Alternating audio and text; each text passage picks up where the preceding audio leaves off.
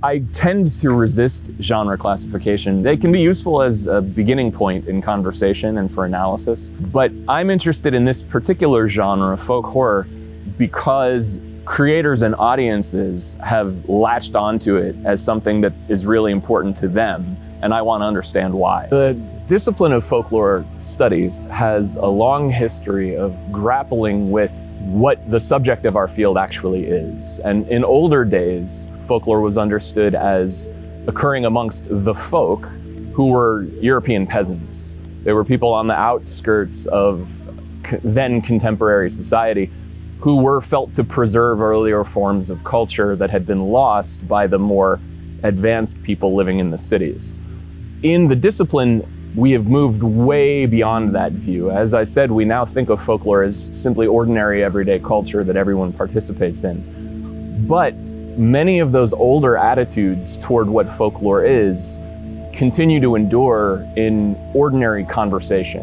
And the Folkloresque is the name that my colleague Michael Dillon Foster and I came up with to describe popular or non-academic invocations of folklore. So when in a movie or a TV show or a comic book, when folklore is used as inspiration or as kind of an aesthetic or a thematic element, it reveals certain things about what the creators and audiences of these media think about when they think about the term folklore. The genre typically is felt to include movies and literature that focus on isolated, usually rural communities that preserve earlier forms of culture, rustic, antiquated, backwards kinds of culture.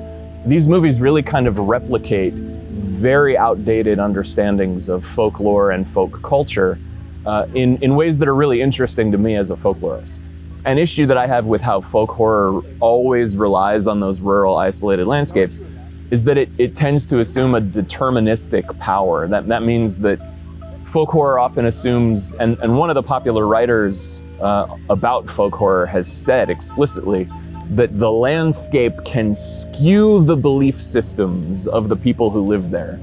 But that's environmental determinism. That's giving the landscape a power over human action that landscape doesn't actually have.